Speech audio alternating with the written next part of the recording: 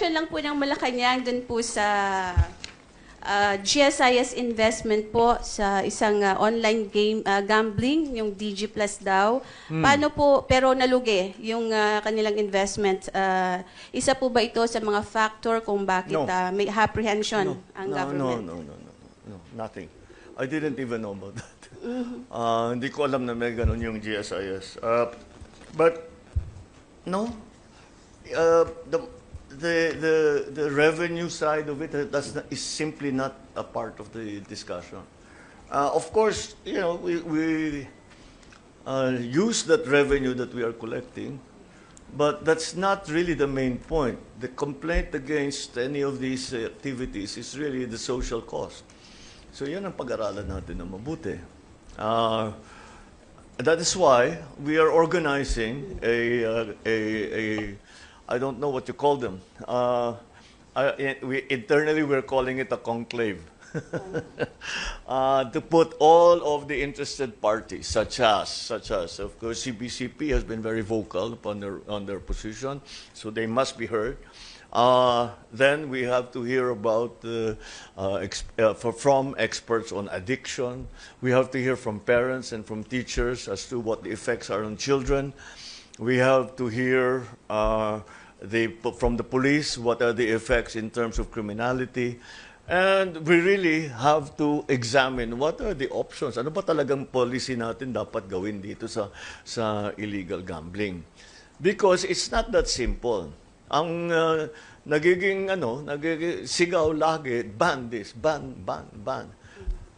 Ganito, example lang. Ano ang nangyari sa Isabong? Binan natin. Natigil ba? Magkano ang pusta sa Isabong? 50 centimos.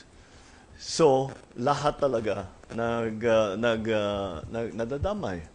So, let's use that as an example. Successful ba yung pagban natin sa Isabong?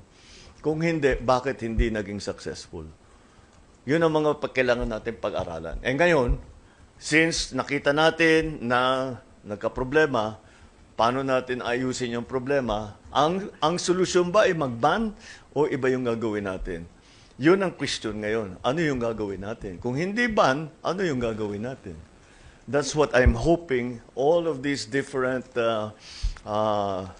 sectors of society will lead us to a good answer. Siyempre, pakikinggan din natin yung PAGCOR, magkano yung kinikita nila, pakikinggan natin lahat.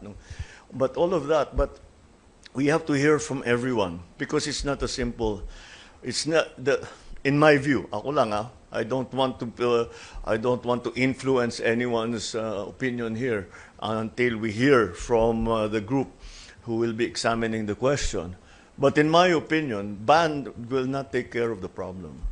We have to be a little bit more measured in our response. So sa ngayon po, Mr. President, wala pa pong plano ang gobyerno na magpatupad ng total ban sa illegal gambling, despite the fact po na yung illegal gambling ay nakaka-addict gaya po ng illegal drugs at nakakasira po ng pamilya.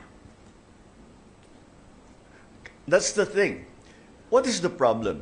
Is the problem online gambling?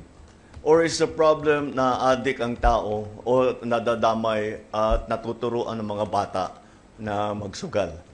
That's the problem. So let's solve that problem. You know, ang nagiging online gaming is evil.